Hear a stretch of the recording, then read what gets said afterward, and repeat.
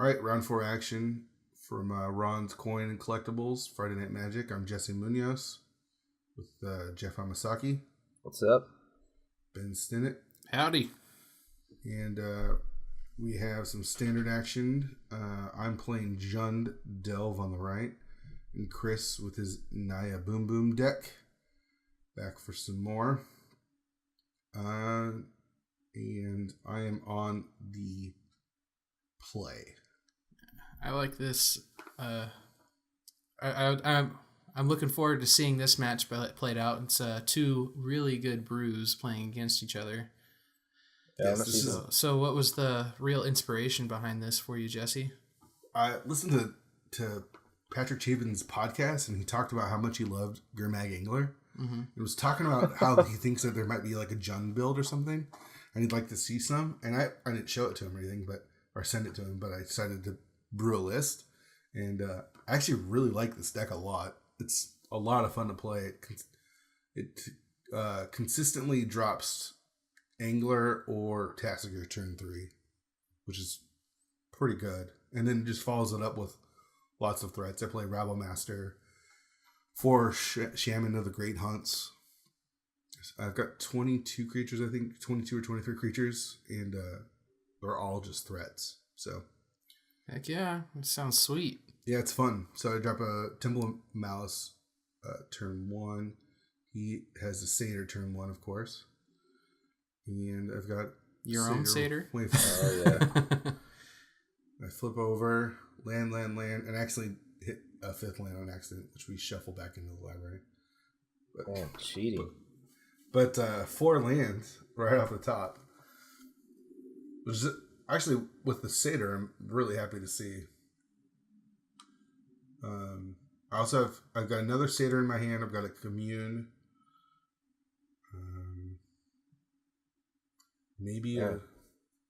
I've got action. It's like a dark ritual. It really is. Alright. There goes Seeker of the Way, and he has no attacks because of my Wayfinder, which is awesome. There's a Shaman of the Great Hunt. And I drop Commune. Which this 5. time is 5. Yeah. Alright, there's my Angler. So turn 3 Angler. Ooh, yeah. That's what we like to see. I love it, man. I love dropping a 5/5 on turn 3. It's just fun. Big fish. It's just a giant 5/5 fish. Chris is reading it because he has no idea. He's like, what is this? That ought to learn him. All right, fetch another land. I mean, it's barely playable in draft. It's playable in draft. And there it is, 5/5 on turn 3. Yeah. How beautiful is that? Yeah. It feels good. And so the rest of the deck is just stuff to either put in the yard or removal, like some Heroes Downfalls. I have 1 Murderous Cut, a couple Bile Blights. Delving away the stuff that, if I hit Tassiger, I can possibly bring back too. Because with the green, I can activate Tassiger's abilities and add more to the yard and get a card back. So it's pretty sweet. Chris has no turn 3 play, no land drop either. So I hear him debating, I think, between the Shaman and maybe a Rabble Master. I can't remember what I have in my hand. It doesn't look like you have it. Okay, so there's a Shaman. I don't know what those back 2 cards are. All right, come in for 5. So I must have something to follow it up with. It's a green card. I think it's another. My green cards are stuff that puts stuff in. It's either Commune or Satyr. Okay, so there's the Wayfinder. Storm Breath, Thoughtseize, and Land. All right. Yeah.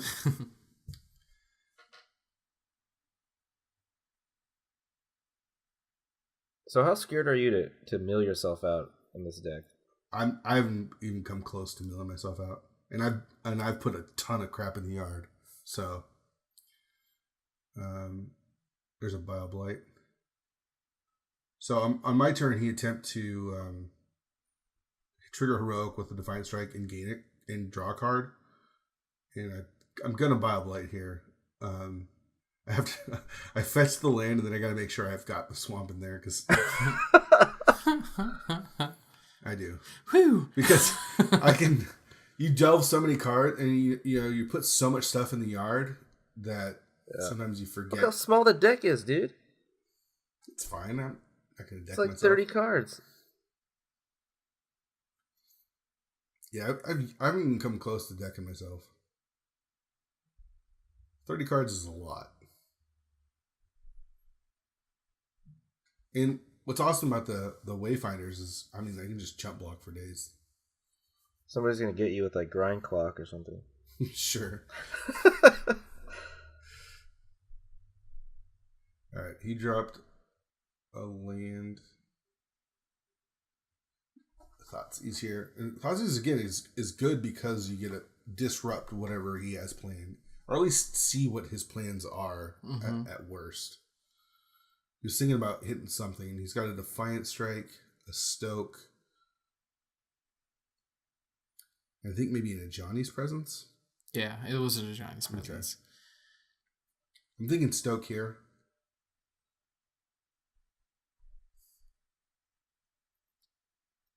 Stoke. Defiant Strike I'm not really worried about. The Johnny's Presence is fine as well. But I've got a 5/5 and I've got more action coming too, so. Right. And he can only play one of those per turn. Okay. Yeah. So I think I've got 3 lands in my hand and a shaman.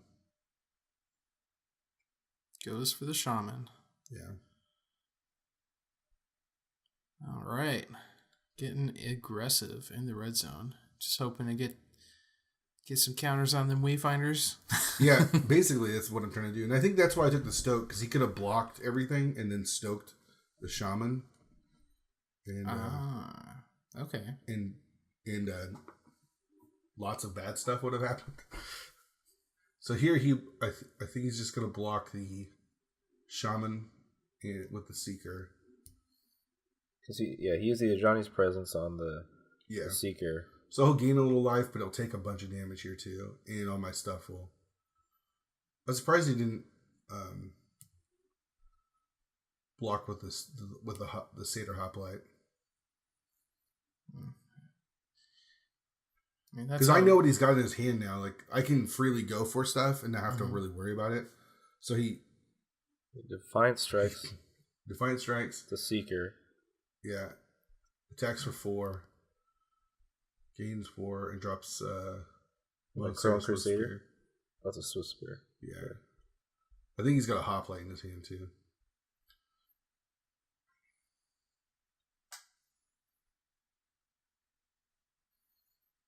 And here's what I drew. Rabble Master. Rabble. Yep. Helping you out in the red zone. Yeah. So just terrible blocks, too. Yeah. So he chumps and then blocks the token with the Swift Spear. Takes 4. That's an interesting choice.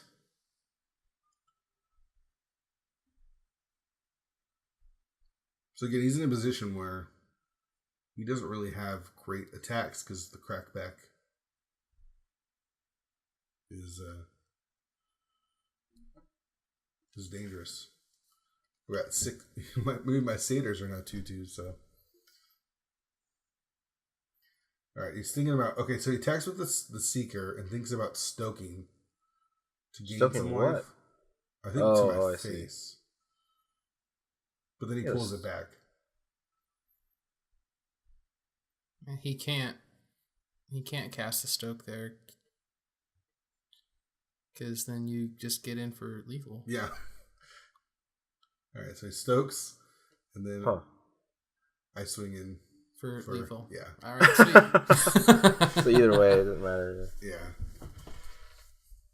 So here's something I've learned after playing Chris, is I took out the Thought Seizes because I feel like the 2 damage is important. But what I've found out playing him multiple times now is the 2 life is actually worth knowing what he has in his hand and possibly disrupting it. Yeah. Well, so the become immense is really the problem, right? That's like the big finisher. Right. So getting that stuff out of his hand, so taking out the Thoughtseize is actually a mistake, but I'm bringing in some Drowned in Sorrows here. I've got a Bioblight, and I think about bringing in some Wild Slashes as well, but I don't bring those in. So I just don't have enough to take out. So take out 3 Thoughtseizes. Let's see what Chris is doing. I'm not sure what he took out. Too busy watching myself. Alright, so I showed you what I got brought in. But I actually there's some Wild Slashes in there, but I actually changed my mind before I present the deck and take those out. I think I take out Rabble Masters too. Yeah, Rebel Master doesn't seem great. I can see taking out the Thoughtseizes though. If you're bringing in the removal to keep the board clear, that's true. Then you don't have to worry too much about the big plays. Yeah, I'm not even sure how good Shaman of the Great Hunt is. Like just in general, or in this matchup? In this matchup, okay, because it just trades with like everything. That's true. But it did give me some extra counters, so I don't know. Well, in that last game, it was a pay 4, kill a creature of your opponent's choice, and put +1/+1 counters and everything. That's a pretty good 4-mana spell. Yeah. And Chris just has no way of getting rid of the Angler or Tassier easily. Yeah. He's got to like 2-for-1 himself to do it. It's possible that I should also take out the Stormbreath Dragons because they're a little slow. I'm not sure. I leave them in. I only brought in the Bioblight and then the 2 Drowned in Sorrows. Drowned in Sorrow does so much work against Chris. It really doesn't even affect me at all. I think I like the Stormbreath Dragons because half of his threat base is white. Yeah, that's true. That is a good point. And Stormbreath Dragon hates white permanents. It sure does. And spells. Sure does. And Angler just does so much work, though. A 5/5 and then a Tassiger as well, 4/5. And be able to cast them pretty early. Yeah, I mean, the 5 toughness against the Stokes is just real bad. Yeah.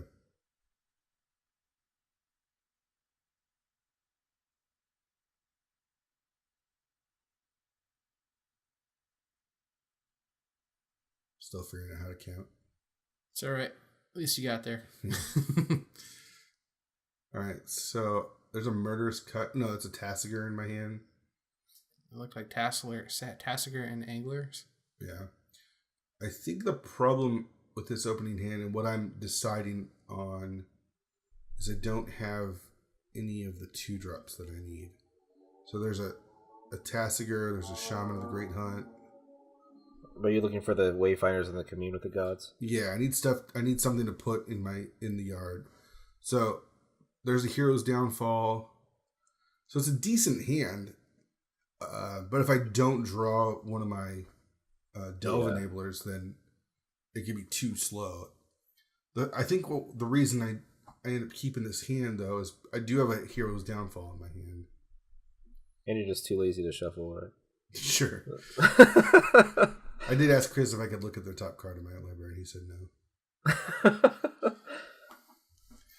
All right.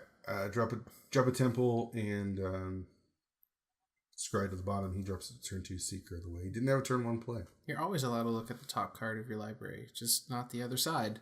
Oh, that's true. All right. Bloodstained Mire. Pass the turn. He drops. So Spear. Ew. Battle Rages. Oh, man. Gross. So 6, 7? Hit me for 8. A bunch. And 8, gain right? a bunch of life. Yeah. And then I fetch here. So I'm already down to 11. Yikes. That was a big swing. Yeah.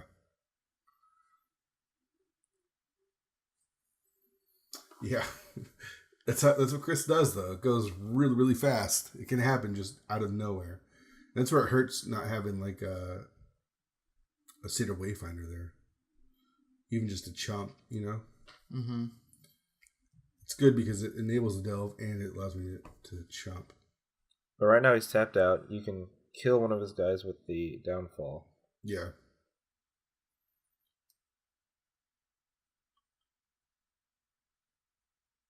Oh, another life. Yeah. Gotta do what you gotta do. He's expecting Dread and Sorrow, which I wish I had. Take out the Seeker. He's got, I think it's just drew a Stoke for the turn. I see a collateral damage. In for 1. So you're at 9? I'm at 10 now. He was at 12 after that last attack, fetched down to 11, and then just got hit for 1 again. And I draw a Stormbolt Dragon. Yeah, pro white.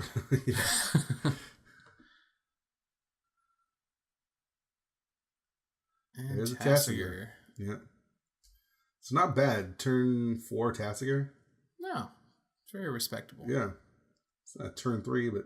Fortunately, you don't have the mana right now to activate his ability. Yeah.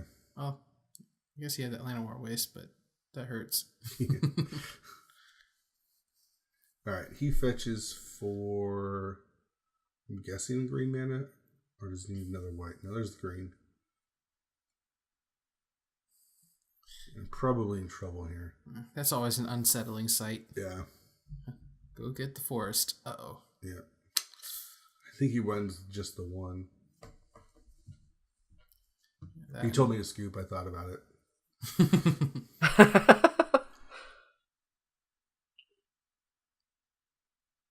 And let's see what his play here is. So you go for the Hoplite. Yeah, that was probably a mistake. So Sax does 3 damage to me. So you go to 7. And then take 2 from the Swiss Spear. Go to 5. But he's also got Battle Rage, so 6. Yeah. So you got a 1. Yeah. For considering he had the collateral, I think you made the right block. Yeah, and I said, "Show me the Stoke," and he did. I have no way of gaining life from there. So yeah, I don't feel like I played that bad. I just feel like he had, not having the Satyr Wayfinder there to chump early. I think is important. Yeah. I still don't know if it was I mean, I played a turn 4 Tasigur. I don't feel like it was a bad hand. Your deck performed just fine considering what you were given, and when your opponent has it, they have it. Yeah, that's variance. That's magic. Yep.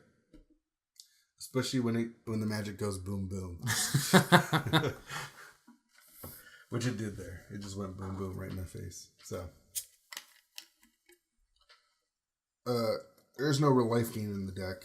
That's, I guess, a problem, but there's a lot of decks. There's plenty of decks that don't have any life gain.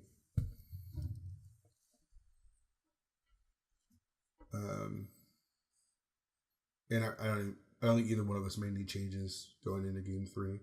You can splash white for the Siege Rhino. I thought about it.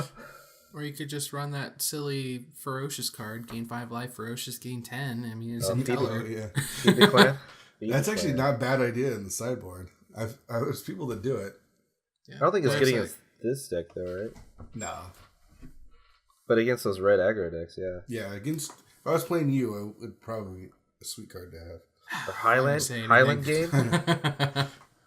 What's that? The Highland game? No, you're talking about the 2-mana 2/1? Yeah, the snowy elk. Yeah, that's exactly what he's talking about. There you go. Feed the pack, man. Is that feed the clan? Feed the clan, yeah. There's a feed the pack, isn't there? I honestly don't remember. Isn't it an enchantment or something? Feed the pack where you sacrifice them. Yeah, I think you sack your creatures and then you get a bunch of tokens. Two twos or something. Toughness. Yeah. Oh no, you tap all your guys, I think. Right. We'll have to look it up. All right, so turn 1 favorite hoplite, which I'd love to see because at least he hurt himself for it. Yeah. And I've got no black mana here. Which seems rough. Yeah. Oh, so feed a pack, you sack a guy on your end step, and you get X 2/2s, where X is sacrifice toughness. It's toughness, yeah. Sweet card, man. It's awesome. I think I might have played it. I think I might have played it in standard. All right, there's the commune. So I think you had that at the GP we played in. And I whiff. In your sealed pool, the GP. Oh, yeah. All right, so I whiff on the commune, which it's fine. I mean, it adds just crap load of stuff into my graveyard. And I'm going to get a swamp here. I think I just passed one though. And play. Turn 3 angler. Heck yeah. 2 to 3 games is not bad. I guess whiffing has its advantage there. Yeah. It puts so much stuff in the yard.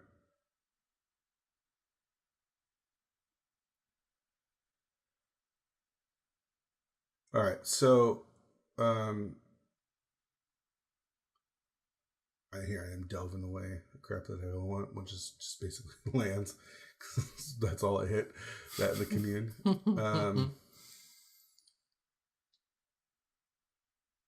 He's got mana online. It's mana that hurts though. The confluence. His only white source is the Battle Forge, whatever it's called. All right, block here. No tricks. That's surprising. Here's what I'm expecting a Stoke. Because he attacked with 1 creature. And maybe I shouldn't have blocked it. But I made him have the Stoke. Alright, plays another one. Man, just free creatures. Yeah. Geronsar would be awesome if I had another black mana. Alright, so there's the Stoke. So he had 2 for 1 himself, but he added a ton of creatures to the board and got rid of my Angler, so there's a hero's downfall. You see in my hand, I've got Forest, Mountain, Wooded Foothills, I think that is. Mm-hmm. Then the downfall, and I think that's a Rabble Master. Yeah. I so wish I could have downfall there. In that instance, I believe you would be wanting to play that post combat, wouldn't you? Or are you trying to race him? I don't. I don't see how. What the oh yeah, you don't get a token post combat. That's right. Never mind. For some reason. Yeah. All right, so he Teamer Battle Rages me, which triggers the prowess. I'm in trouble here. I need. Oh, there's a 5 mana dude. Another Angler. But again, he's got so much on board. Yeah. If I could have just downfalled, I would feel so much better here. All right, man. Confluence. He attacks and throws his cards at me. No respect. I know. I should have decked him here. So then he Teamer Battle Rages me and become immenses. So yeah, that's me for combo. I think it's like 16 or something. Yeah, well, it's two targets, so it's a 3/3 that gets +6/+6, so it's a 9/9, and it gets double strike, so it's 18. Yeah. All right, that's how it works. Sometimes it just happens. Oh, it's a combo, right? I don't feel like I did anything wrong. That's just magic for you.